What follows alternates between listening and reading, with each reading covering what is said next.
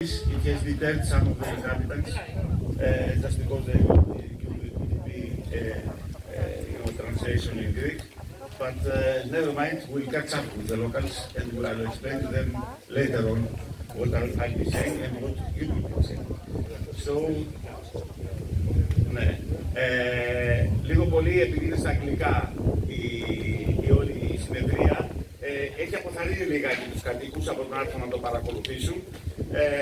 Αλλά επειδή είναι μια συνεδρία εργασίας που οφείλει να είναι στα αγγλικά, στα πλαίσια του προγράμματος για τις σχολές, δεν θα μπορούσε να είναι διαφορετικά. Αλλά βέβαια όλα αυτά που θα πω, αλλά και αυτά που θα πούνε οι προσκεκλημένοι μας, θα τα μεταφέρουμε ας πούμε στα ελληνικά σε κάποιο ύστερο χρόνο και όχι ταυτόχρονα με τις σημερινές ομιλίες. Οπότε μην ανησυχείτε γι' αυτό. Από την άλλη μεριά είναι πιο σημαντικό να γίνει η συνάντηση εργασίας με τους προσκεκλημένους μας στην αγγλική γλώσσα. So, dear friends of Laggadia, dear friends of traditional architecture, dear friends of blossoming stones, and dearest new friends of blossoming stones.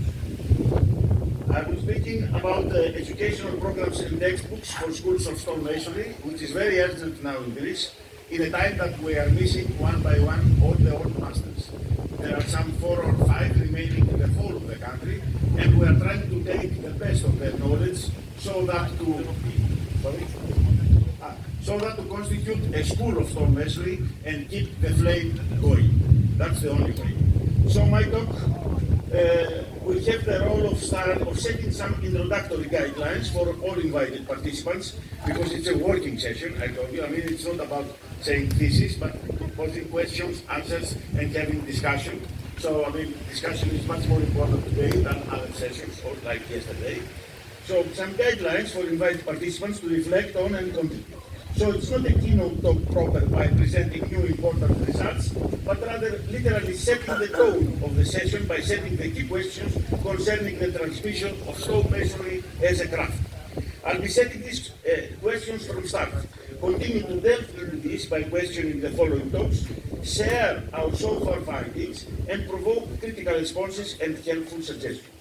So right from start, I will set the main issue, which is the so-called hard problem. It's a hard problem of the soft knowledge. The hard problem of what exactly is obscure composite or manifold knowledge and skill with which we usually define craft knowledge in general and stonemasonry craft in particular. Usually, in all, let's say, papers, we say knowledge and craft.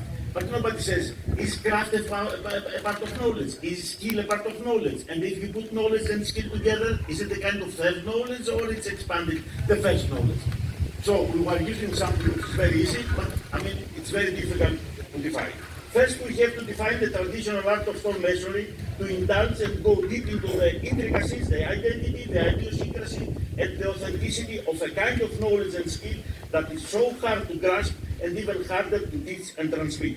This is really a challenge in its generic form, and as I have always postulated during my teaching years, if you cannot teach a kind of knowledge, no matter what form of teaching, it surely means that you don't really possess this kind of knowledge.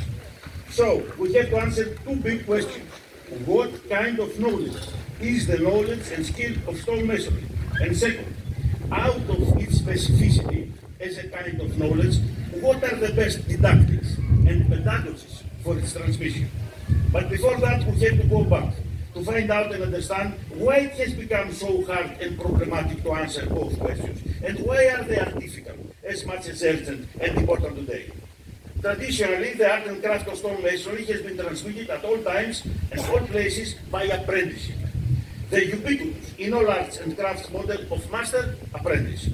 In blossoming stones, we have collected over 200 agreements between parents assigning their boys at the age of 12 to companies of stonemasons so that to learn the craft. Learning the craft was accomplished on site of the specific buildings and works of stone by assisting the masons in carrying stones, preparing mortar, taking care of the animals, even washing the clothes of the stonemasons. Gradually, by observation, habit, and specific occasional instruction, apprentices came to be carrying out more technical work and growing so in time to become masters themselves. So, no matter what the definition of stonemasonry may have been as a kind of knowledge and craft, it was nevertheless transmitted, all right, from master to apprentice in a seamless continuity. I have to stress that in this model of master-apprentice, being an apprentice was not considered derogatory, as something diminutive, as something bad to be an apprentice, but only a necessary stage, a first initiatory stage in the process of learning the craft and become finally, after many years of practice, a master of the art himself. The master-apprentice model of transmitting traditional arts and crafts in the non-Western world is widely known as the guru chela. The guru, the master, and the chela is the disciple or the apprentice. In Ahmedabad Department of Conservation, my Indian and Nepalese colleagues who teach there made it clear to me that guru chela distinction, the master and apprentice, is not a good expression, as it denotes more the importance of the master, the guru, and the slavery, assistantship of the apprentice. Instead, they advised me to use the scheme of guru shisha, which denotes an educational relation. Of course, it's still hierarchical, as guru knows more, but he's not just a guru, he is a guru of an assistant, so he needs the assistant. And they depend on each other in order to get the work done. So, hierarchical and derogatory, or educational and collaborative, the schema of master-disciple has been the sole educational method for all arts and crafts, and most emblematically in stonemasonry. This has been since the immemorial educational model pertaining to the arts and crafts, the cultural knowledge called Shilpa Shastra in Hindu, as opposed to the scientific knowledge which was called Vastu Shastra. In the West, since the Renaissance, the Enlightenment, and the age of the sciences and technology, we drew a sharp distinction between two kinds of knowledge: scientific, modern, objective, international, and respectively, the other kind of knowledge being respectively technical, traditional, personal, cultural, and local. What I think it matters most is that in the East and the West, we draw these distinctions, but we don't care in either case to define knowledge as such, in its essential form. It always suffices to applicability of knowledge in different faculties. So this kind of knowledge, if you want to do this kind of knowledge to do the other thing. But what is knowledge in itself? Not knowledge for something, knowledge, generally. What is knowledge? The first attempt to define what is knowledge in a general sense has to be found in the Platonic dialogue Theaetetos, where knowledge is defined as simply as that. Knowledge is the justified true belief. Three things. A belief, it has to be true and it has to be justified. Then it's knowledge of whatever. Doesn't matter whether if it's a technical, a stonemason, a scientist, or let's say someone professional. You must first and foremost believe in something and then check it if it corresponds to reality out there, and finally give reasons for believing so by providing extra congenial beliefs. This basic and profound definition of knowledge has been forgotten for 2 millennia, as both scientists and cultural knowledge continue to implement the specific knowledge for their disciplines, each one, and practice it by following parallel or rather skewed lines. As for the kind of knowledge of craftsmanship, there has been no question relating to its definition, as this knowledge was embedded in transmission without being examined as such. There was no need to. It was not useful in practicing the art and craft to question what is the thing that we know. It's just do it. It was not before 1963 that Edmund Gettier, an American philosopher, picked it up as the main philosophical problem in what is knowledge. In 1963, just within a few pages, 3 pages, only 3 pages, this guy was a professor of philosophy in his life, a distinguished philosopher, and he wrote 3 papers in his whole life. One of these papers was 3 pages, his famous article with the evocative and provocative title, "Is Justified True Belief Knowledge?" questioning the Platonic definition for the first time in 2 millennia and 500 years. A 3-page paper in the periodical of philosophy analysis, the hardest and the most difficult periodical for philosophers, for professional philosophers, that attracted volumes of books and articles until today. It's still doing. A full professor that produced only 3 papers. I go back to Plato, through Gettier, the American who revived him, because this first and only definition of knowledge is inclusive of all kinds and modes of knowledge, even divided kinds of knowledge, scientific and cultural, pertaining respectively to hard sciences and traditional crafts. This is because true knowledge has necessarily to be based on a first belief, a deep belief that you feel and you believe in that. That's the base of all knowledge. If you don't have the belief, it's not knowledge. That's the actual definition, which of course has to be justified in order to avoid arbitrariness and haphazardness, but remains still the germ of all knowledge. Belief itself is formed by experience and a perception of reality, and in stonemasonry it should be beliefs for truth in the world, rather than scientific methods for verification of what is nice and what is true. So the truth is in the world. It's not somewhere out there, and I have to judge the world to some ideal truth and say, okay, this is true because it corresponds to truth. No, it is true in itself. That's the difference. For traditional arts, it has always been and will always be, practice is first. Any reflections come afterwards. And because of that, practice, and this is what keeps the art going continuously. Even some general rules or principles in practicing stonemasonry, which could be considered as theory, in brackets, were never preset as theoretical dogmas or theories, but rather distilled out of practice after practice. And of course, never taken for granted, but always tested as to their value. The work at hand may be held by these rules or not, by following its own needs as an exception to be added to these rules. So, changes in traditional knowledge, which happen all the time, even in the scientific, in traditional knowledge, they follow a continuous path that is constantly reformed every day by each work, by each practice, as opposed to changes in scientific knowledge, where it proceeds by revolutions and changes of paradigms according to Thomas Kuhn and the structure of scientific revolutions. In ages and epochs of continuity, we do not need educational programs and manuals, textbooks, and the topic of my talk would not be even important. If there were enough stonemasons doing their work all over Greece, there would be no need for this conference, no need for my work, no need for my talk, and no need for national schools of stonemasonry. But what happens if this continuity is broken, which is the case in Greece? Well, I said that only 4 or 5 are now. We lost last year the most famous craftsman of northern Greece at the age of 63, heart failure. In 2024, I organized with Kengo Kuma, the famous architect of Japan, a dual workshop with students from my school at the National Technical University and Kengo Kuma's students at Todai, the Tokyo National Technical University. The theme was the way of the stone and the way of the wood. And the aim, it was for the Greeks to learn craftsmanship of wood from the Japanese in Japan, and for the Japanese students to learn the art of stone from us in Laggadhi and Padalphos. The other craft of stonemasonry, which is far away from here, comprising Epirus and stretching up to Colonia region, Erseka in Albania, Bitola in northern Macedonia, Svilegrad in Bulgaria, and Edirne in Turkey. So it was about learning the art and craft of woodworking from the Japanese and showing them the Greek stonemason. Takenaka, a major construction company that dates back to the famous carpenters and the temple carpenters of Japan, they have established the best museum for the craft of woodworking in the world. And I asked the director, listen, I'm responsible for setting up schools of stone.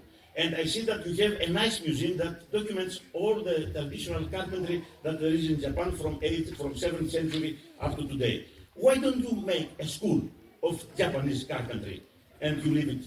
And he told me that there is no need to have a national school of carpentry in Japan because there are enough carpenters practicing the job. So if I need a carpenter, it's there. So I don't need to create. I don't want to give, let's say, to the world new carpenters. They are already there, the continuity is there. It has not been broken. That's what he asked.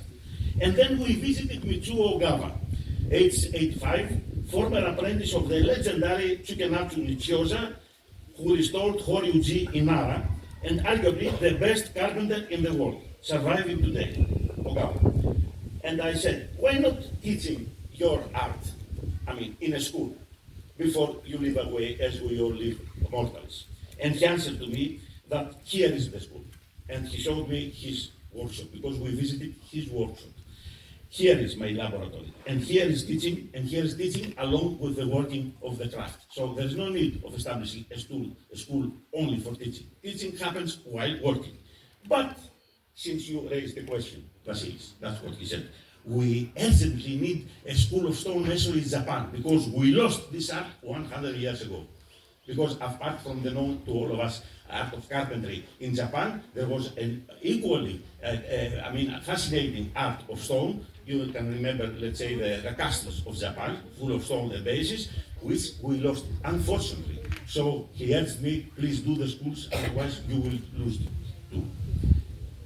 So what about today? With our program in Greece and many other countries, of course, that we came to know. With modernity, there has been a rupture that ended up in the profession in around the 50s. Tradition was washed away as a whole, along with its artifacts, for the sake of progress and novelty in place of tradition and continuity. Traditional craftsmanship and arts and crafts were considered as inferior kinds of knowledge.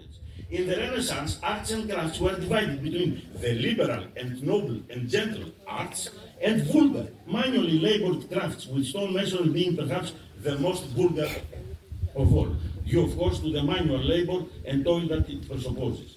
The Renaissance has conferred a gentrification of the arts, dooming the stonemasonry to the status of vulgar art. This extreme discrimination that happened during the Renaissance was a bit unfair, because the Renaissance was considered to be a continuation and a resuscitation of ancient classical antiquity. But in classical antiquity, there was, the crafts were not inferior to other kinds of knowledge. Plato uses all kinds of crafts, from the cobblesman, for the horseman, for the guy, equally with the poets. He doesn't discriminate between vulgar and noble. Yet the Renaissance, they made this discrimination. On the other hand, sciences were flourishing based on theories and methods, and all sciences was called scientia in Latin, literally meaning knowledge, but actually meaning scientific knowledge, and not other knowledge which considered as crap. So, this was revelatory for the sciences in explaining natural phenomena, and nobody can argue against the progress of science and the technology coming out. After Descartes, scientific knowledge was established as the sole paradigm to any kind of knowledge and skill. That's a bad thing. Scientific knowledge is perfect, but for what? For natural phenomena that repeat itself, and so you can test in the laboratory and you can create theories out of them. What about the human phenomena that are not repeatable? The cultural phenomena that are unique from place to place, from country to country. How can you deal scientifically with issues like that? So let's recap of knowledge of different faculties. Natural sciences have been still are only three: physics, chemistry, biology. Stop. No more. Even today they say they added some sciences called non-linear sciences dealing with chaos theory and fractals. They are still actually physics. Physics and biology. Not even mathematics is a science. Mathematics is a human constant. It's not a science. Science means dealing with something which is beyond the human being, that it's out there, which is nature, and will be there even if all the human species is extinct. But mathematics is a creation of the human mind, so it's not a science, a pure and hard science. What it is mathematics, as others are considered arts. Mathematics is arts. Medicine is art. Economics is art. Or, as the German says, science of the spirit. In human sciences, we do not have repeatable natural phenomena, but acts of culture that aim not at verification or explanation and exegesis of phenomena, but interpretation, understanding, and communication as cultural acts aiming at cultural truth and not deductive verification. I took so much time to analyze scientific knowledge because it is the dominant paradigm of all knowledge. This purports to equally scientific pedagogies for arts and crafts. So, we are trying to enforce the scientific paradigm to what is skill and craft, and then, of course, accordingly, the scientific method of teaching something that we consider that is scientific in the mode and manner of the hard sciences. I think this is the problem. If all knowledge should be either scientific or perish, that's what the scientists say, so it's science and pseudoscience, nothing else. There is no any other kind of knowledge that deserves to be called knowledge. It's either scientific or rubbish.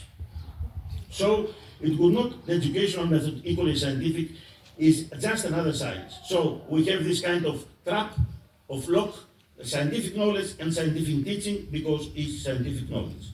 Preset abstract theories and methods to be implemented in technology as exercises of theories. Thus, meaning, which is always culturally created, that is meaning, it's not reference, it's meaning. Meaning, it's always culturally created. Is different and transposed from the reality and truth of the acts, practice and facts to the representation of abstract theories.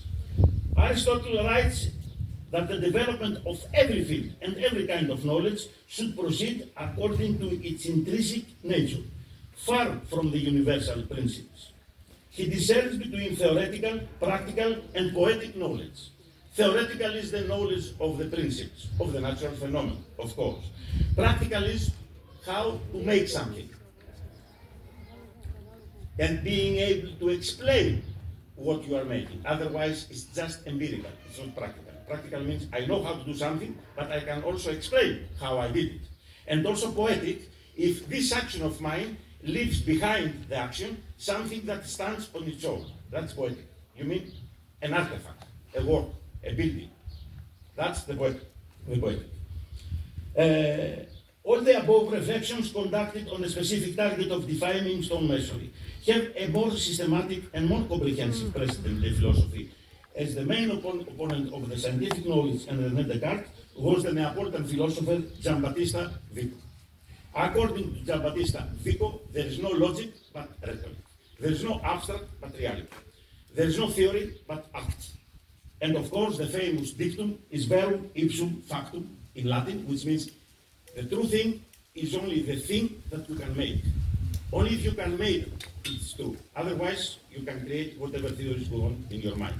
And the Scienza Nuova, the basic book of Giambattista Vico, he also says that verum et factum conventuntur. They coincide what is true and what is made. So this was the main opponent of Descartes, very important Italian philosopher, but forgotten just because the Descartesian model prevailed, and that's made everything as it is today. Now, and today, here we are. According to the rigid standards of gnoseology and pedagogy of the contemporary content, stonemasonry is not a scientific concept, far from it, and actually quite the opposite. So we conveniently situate stonemasonry in European and national legislation and policies as non-typical knowledge. What does it mean, non-typical knowledge? Not scientific, because scientific is the typical knowledge. Well, as I argue, there shouldn't be typical knowledge. There should be specific knowledge for each specific faculty. But if scientific is the only that deserves the name typical, everything else is non-typical. That's how the European and the international church treat stonemasonry craft. Or under the nebulous composite that I told you before, knowledge and skill without defining how they relate to each other. So, I mean, non-typical means not scientific enough. For me, for us, in Blossoming Stones, it's not just non-typical knowledge, but another kind of undefined residue of knowledge is proper, but knowledge that deserves to be in equal terms with the scientific.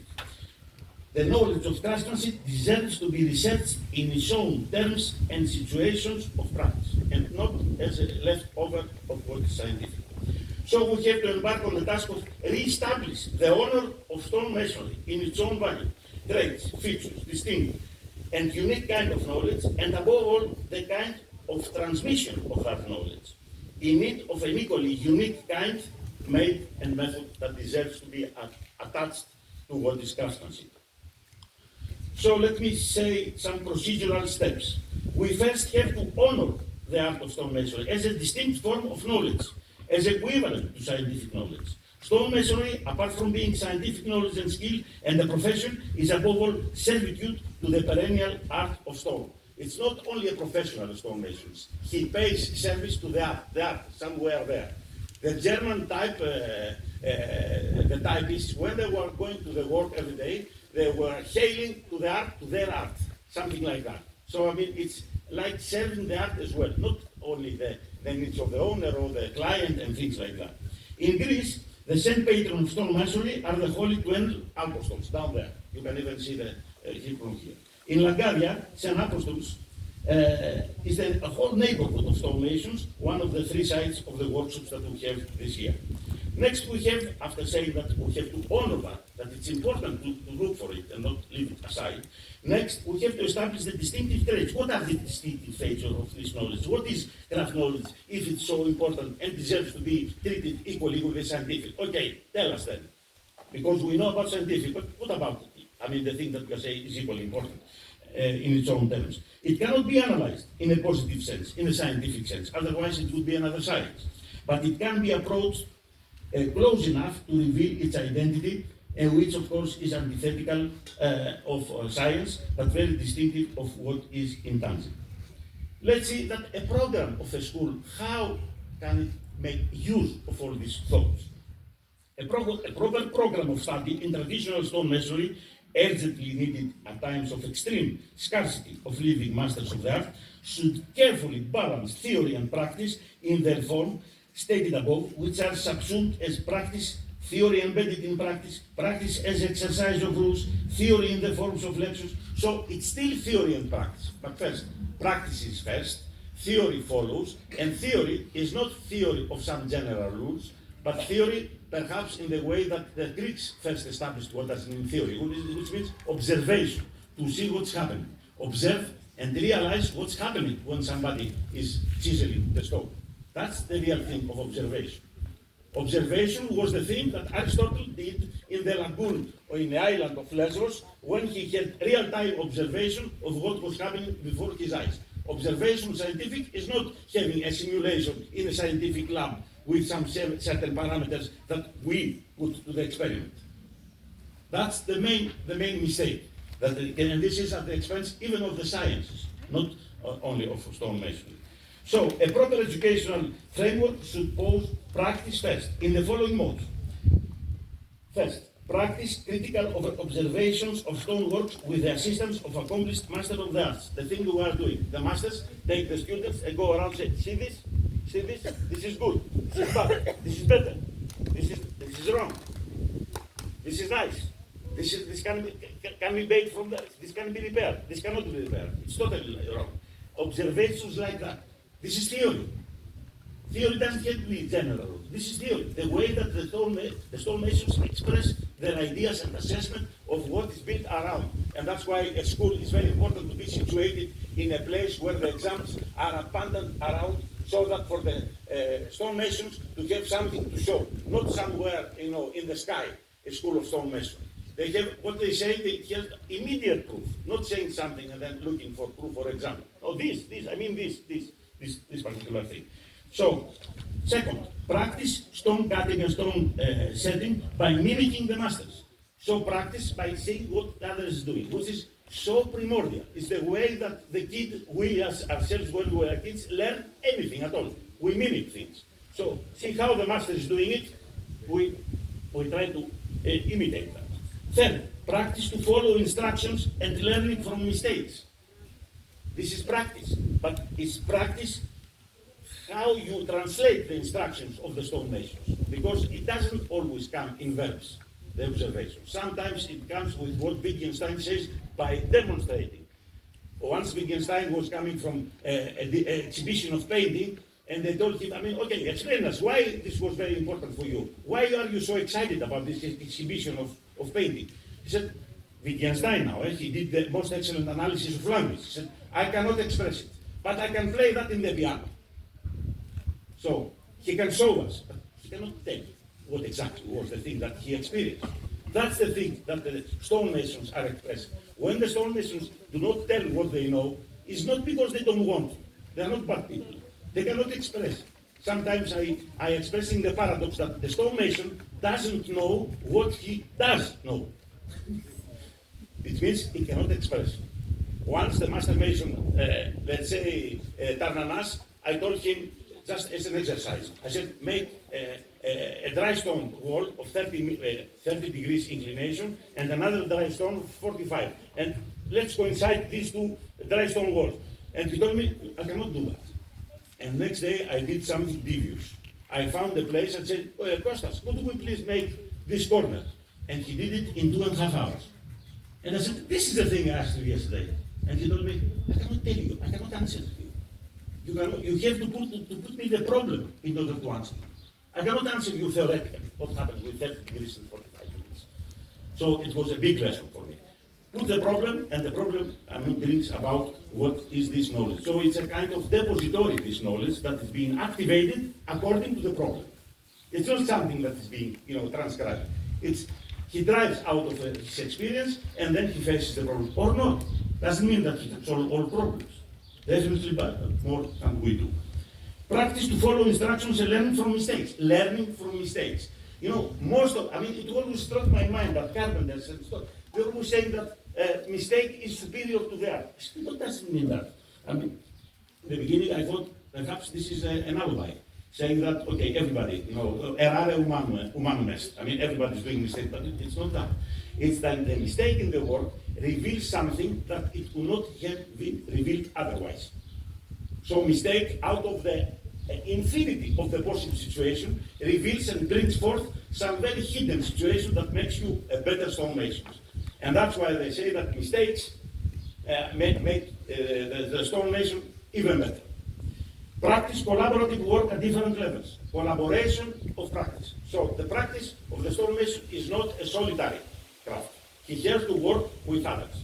That's why I told you that the important thing in stonemason is that while you work, you teach at the same time. You don't stop working and then teach. You teach while working.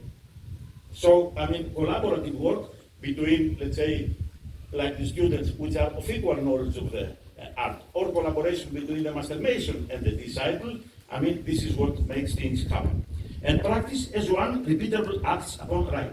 Sometimes some students, you can find them, along, abide from the others, and they stand on itself and start, chiseling the stone. They don't need any advice, they don't need any interruption. It's a kind of practice. They want to practice their own skill.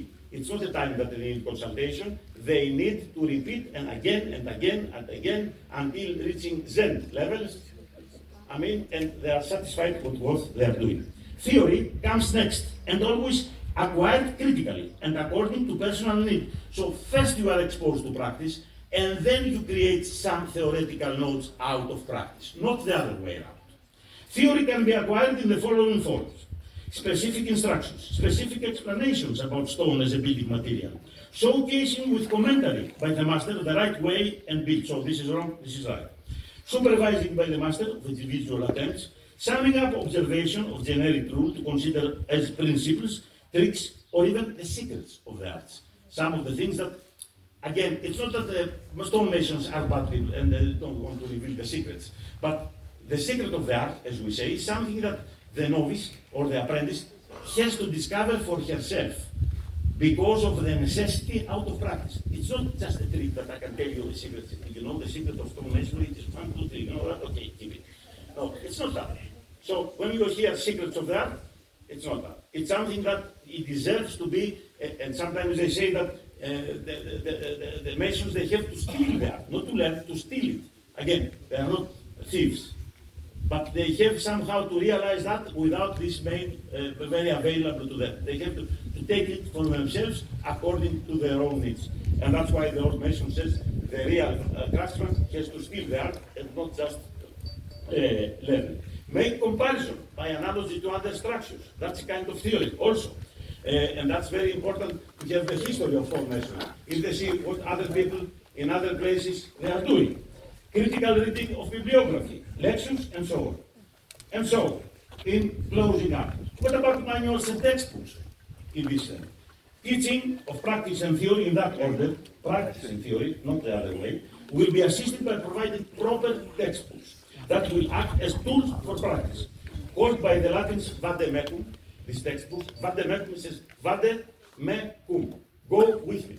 So there are books that I take always with me. I take my hammer, I take my chisel, and I take this book, which has to be very small, and it's a tool, and I consult it while working. I don't consult it in my study room in the night or in the weekends. I take it because when I face a problem, I take it out. It takes my own notes as well. It has some, let's say, notes, and I take it.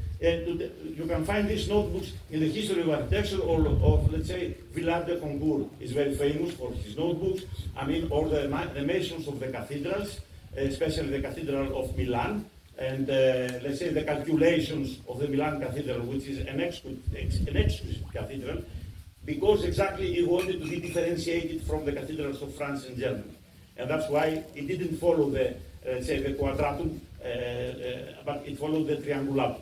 And they had to go to call some mathematician from Pisa to solve the problem, how to translate the quadratum to triangulatum and things like that. So what I want to say is that this kind of, let's say, formulas, notes, which consists these fundamentals, these textbooks, are tools that they take with them. Book one, in Blossoming Stones, and I said it's working, but this is the now as it comes. I try to articulate these kind of textbooks and fundamentals in 10 books, in the manner of Vitruvius, 10 libri per architettura. I mean, 10 books for architecture. Because I mind you that Vitruvius was not some kind of, intellectual. He was a Roman general. He created a very practical guide for all the works at Roman times. So it were 10 books with practical advice, and I thought perhaps number 10 could be fit for the textbooks for the stonemasons. Book one is on the traditional knowledge of stonemasonry, and this book actually is the first book, but it's not an actual book that they will, it's the only book that they will not carry with them. But it's very important because it acts as an exploratory memorandum, as say, the course and the things that I have been saying to you, of what is knowledge, why, I mean, you have to consider like that, why you have to read it like that to the Masons. So this is a main book that it's not to take it with you. But the other books are small books, very handy, that you take with you. Book two, Local History of Stonemasonry, is very important, because examples are very full examples of stonemasonry, especially if they are taught properly by the professors and teachers. I mean, it's very important for them to realize and take lessons, not only for what is built around them, but also from what is built in other countries, in other times that not exist today. Book three, Stone as a Building Material. Yesterday, you have a unique, let's say, way to have this lecture by Yorgos Iliopoulos of geology. Of course, I asked him to write this textbook. Part of it will be written by Manolis Kores, and another part will be written by Yorgos Iliopoulos, which is how a master mason, what a master mason has to know about geology in order to know the stone, in order to better know what is the stone, how hard it is, how can I work with the stone, what can I use the stone, how I can better deal with this material, because the whole of the craft is dealing of the stonemason with the material. So he must have for his own needs all the, let's say, the knowledge of geology, but again, not geology, I mean, for dummies, but geology for carpenters, the specific knowledge. So we have an extreme collaboration with Iliopoulos, so that what he has to write and in what way, because it addresses not university students, but addresses stonemasons, which might have only elementary education. That's our target. People of elementary education must make use of this textbook, which is about the material. Book four, the tools of stonemasons. Which are the tools, which used to be the tools, and of course, the tools are extensions of the hand, and not only what are the existing tools, but the carpenter, or the, let's say, the stonemason, has to think of other tools possibly that help his work to be done. That might not be, he cannot buy a tool. So he has to be accommodated to be his own tools as extensions of his hand, if he's going to use them properly. So there's not a mechanistic thing, you need 13 tools. No, you need as many as you need. Some master masons are doing the same work with 3 tools. Some they need 7 tools. It depends how they use it. If they use it properly, it's fine. So, but I mean, this story has to be told. Book five, the most difficult. Practical geometry and stereotomy, the most difficult.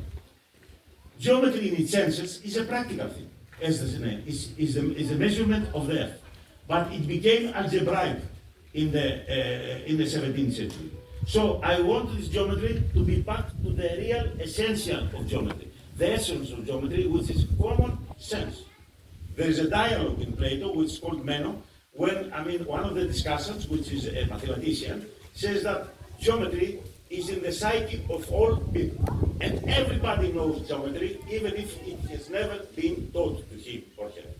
And to prove that, he calls for a slave, he puts a geometrical problem, and the slave, being, I mean, definitely uneducated, can finally solve a geometrical problem. It could not solve any other problem in any other scientific field. But in geometry, it has an essence, he can see, and so he has an acute, let's say, observation, says, this is the right thing. As I mean, for example, a very important example, the diagonal. The diagonal, after Pythagoras, is something that you cannot tell it. It's irregular, it's a irrational number. It's irrational. When I say you, how much is the diagonal? You can't say to me, you say 1.4, but if I am in the word, it says what's the diagonal? It says this is the diagonal. I don't mind how much is it. This is it. This is what I need. You take the diagonals, take it. So you see, you have the whole diagonal. Otherwise, you make an approximation, say 2 digits, 3 digits, 4 digits, going, and you go dying until you, I mean, you never expire this number. Book 6, statics. Basic statics, again, very important. Sometimes in the Department of Architecture, we are saying that it's visual statics, not by calculation, but you can see what happens. Archimedes solved even geometrical problems by statics. Otherwise, you have all learned that there is a center of gravity in a triangle. What does mean gravity? Because the triangle doesn't have a weight. Why gravity? Because he solved geometrical problem by treating the triangle as something physical. Book 7, dry stone structures. Michelangelo, that's you. Dry stone is very important and should be the first of the lessons because it means the best acquaintance of the novice and the student with the stone. When I asked again this wise guy, I was so sorry to miss him last night. Okay, I mean, Master Kostas, somebody comes to you and claims that he knows the things that you know, and he wants to be paid as you are paid. Say, okay, what's the test you put to him to realize that if he's a good mason? He says, I put him to make 4 meters high, dry stone structures, free from every side. If you make it, I take it. 4 meters, not 1 meter, 4 meters. So, dry stone is the perfect fit of stones without mortar, of course, because mortar, you can do anything, even this. This is not, I mean, let's say, this is not stone structure, this is cement structure, with some stones. That's a bad restoration, by the way. So, I mean, dry stone means no mortar, perfect fit of the stones. There is a like a mystic sect in Japan that they say that we don't look at the stone, we hear what the stone wants to be and what companion it wants. So they take a stone and say, okay, where do you want to place you? And they have a stonework, and this is a tradition that goes back to 17 generations. There are now 3 practicing in a particular village in Japan. Japanese are always very curious, but also very perfectionists, in something. And you can see the perfect dry stone is in this village of Japan. You haven't seen it, I'll show you. The perfect thing. And they say that all the stones in the wall is a family. There is the father, the daughter, the son, the grandfather. So they have to go along well between themselves. Otherwise, the wall will collapse. Book 8, Stonemasonry proper, which is morphological and typological of different stonework houses, churches, public schools, and so on. Book 9, Restoration of historic and traditional stone buildings. Because again, this is the main issue that the stonemasons will have a job forever, because we have enough stock of historical and traditional buildings that the only people that they can do the work are the people who know stonemasonry. Even for a bridge that collapsed last year, as it was a thing with the Mostar Bridge, the logical thing, the most obvious thing is that if a bridge collapses, the only person in the world that can restore the bridge is not a civil engineer, but a stonemason that is like the stonemason that built it. He knows best the problem. He knows best to fix it. So we took a bridge in northern Greece. There were all the professors in my university, in National Technical University, which, let's say, supposedly are the best civil engineers in the country. They spent a lot of money, 13 million euros, in something that the stonemasons could do with €500,000 euros. And in 6 months. Too much, and finally, it's full of, let's say, of metal and so, and then some stone on it. So, this is not a stone bridge, this is a Robocop. This is Rococo with stones. And that criticism goes not only to that, but even I mean, I was once with Gennaro Tampone, who was a famous for. But in Boccaccio's house, when he made the restoration, he put too much metal. And I said, Gennaro, I like you so much, but it's too much metal. You should put the wood to work and take the load, not the metal, and then the wood becomes decorative. I say, okay. I see your point. That was enough for me. Coming for a master, a world master of timber historic extraction. Book 10, Contemporary Expressions of Traditional Stonemasonry. Yes, stonemasons are not only for restoration and old buildings, they are for modern uses of stone. Especially now that we have realized that stone is a recycled material, it has zero carbon, it has zero footprint, it's everywhere, it's abundant, it's the best material. And so, it's very nice to have, let's say, implementations and new applications of stone for brand new structure. It's not for looking to the past, it's looking to the future as well. And that's why I'm always telling to my students that, if you know the traditional art of stonemasonry, a mason, then he knows also how to make a modern structure. Because he knows how to make it. And so let's suppose that we have everything, the program and the textbooks, as ideal as you might imagine. Yes, how are we going to teach these textbooks? By following the suggested program and using the suggested techniques. In approaching the idiosyncrasy of craft knowledge and skill of stonemasonry towards its transmission, the main issue has always been and always be how, with what mixture of theory and practice. So again, as to theory, observation, theory as lectures, taught in the classroom, theory as transmitting principles, canons, tips and tricks, theory as the reflection upon mistakes, theory as an introspection and reflection after working, theory as disparate occasional observation, remembering instructions, associating information, and analogic reasoning. And practice by observation, individual, collective, and collaborative. In this session, after my talk, we have two distinguished guests, which is Bosse Langervis and Nicoletta Marconi. The main importance of this particular esteemed guests is that Bosse Langervis runs a department that employs as much theory as it can get. Approaches, let's say, craftsmanship in a very theoretical way, so that to detect all this kind of knowledge.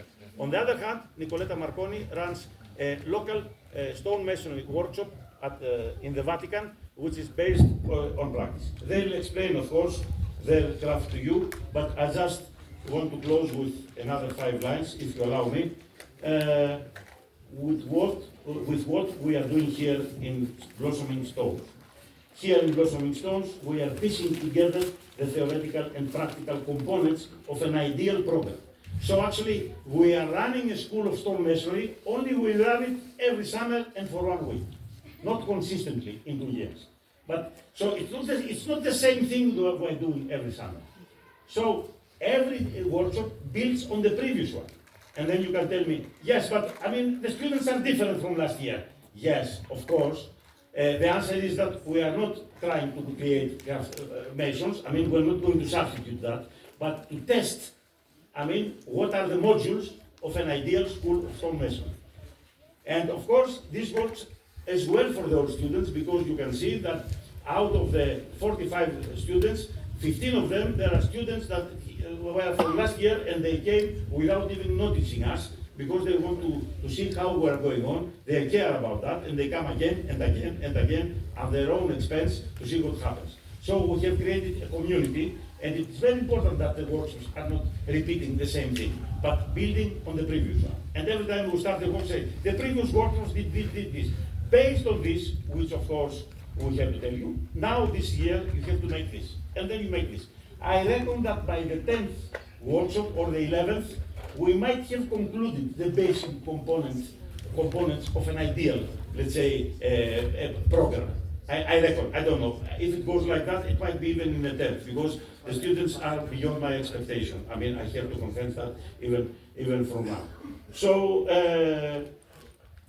in that workshop, you have noticed we have 3 parallel workshops dealing parallel issues. I mean, the cobblestone, which is in St. Apostles, we have a traditional, let's say, house, which is a traditional house that we took it from ruin, literally ruin. It was not, you couldn't even detect it, and we're now raising up for educational purpose.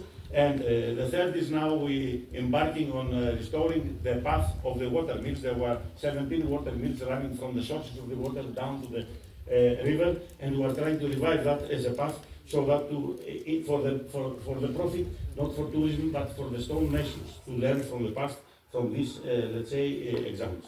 Blossoming Stones do not set up just restoration camps, but practicing stonemasonry camps. A month ago, Blossoming Stones were invited to describe their practice as an acknowledged good practice, not of restoration, but of good educational practice, of keeping and transmitting stonemasonry as most valuable and close to extinction of a traditional craft that is utmost necessary today. Out of this practice of summer workshops, let's hope that a good program will be informed, good textbooks, and mainly good because proper, not good and bad, but proper, will be written to be used by the forthcoming National Schools of Traditional Stonemasonry in Lagavia for southern Greece and the islands, and Pentalophos for the northern Greece and the borders. Thank you very much for your attention and patience. Thank you, Professor GKANIATSAS, for your excellent talk. I mean, quite meaningful and quite detailed as well. We'll do a small change in our program. Θα κάνουμε μια μικρή αλλαγή στο πρόγραμμα. Προφανώς θα συνεχίσουμε τους ομιλητές, αλλά έχουμε τη χαρά και την τιμή να παρευρίσκεται στη σημερινή μέρα του Διεθνούς Συνεδρίου ο αναπληρωτής περιφερειάρχης της Περιφέρειας Πελοποννήσου, κ. Χρήστος Λαμπρόπουλος, ο οποίος θα απευθύνει έναν χαιρετισμό. We are very glad and very happy that we have along with us the Deputy Governor of the Region of Peloponnese, Mr. Christos Lambropoulos, who will greet you as a guest, as trainers and trainees in our workshops and in our congress as well. Κύριε Λαμπρόπουλε.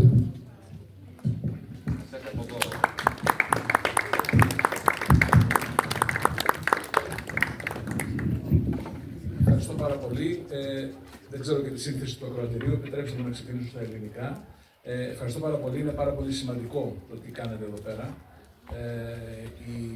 Τα Λαγκάδια, η περιοχή μας, είναι ένας εξαιρετικός πρεσβευτής της περιοχής της Πελοποννήσου σε όλη την Ελλάδα. Εγώ θα έλεγα σε όλο τον κόσμο εξαιτίας της τέχνης των πετράδων μας εδώ πέρα, την οποία με πολύ μεγάλο πάθος, όπως παρακολούθησα και τον κύριο καθηγητή προηγουμένως, προσπαθείτε να την διατηρήσετε και να την επεκτείνετε.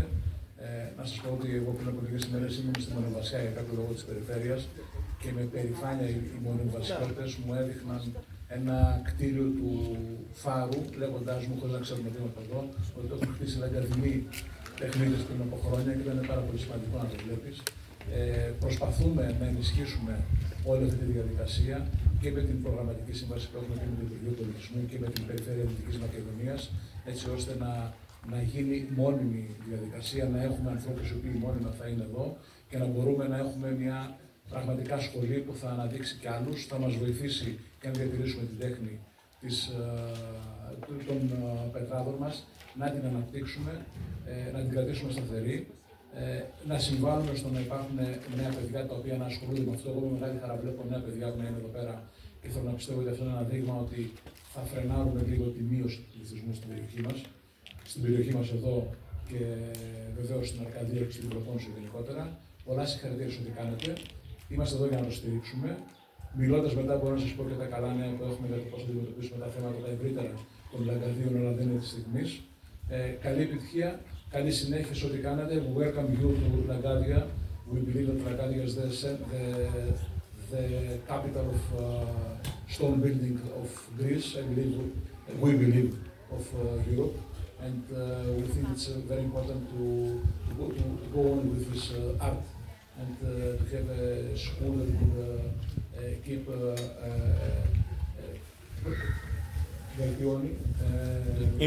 improving this art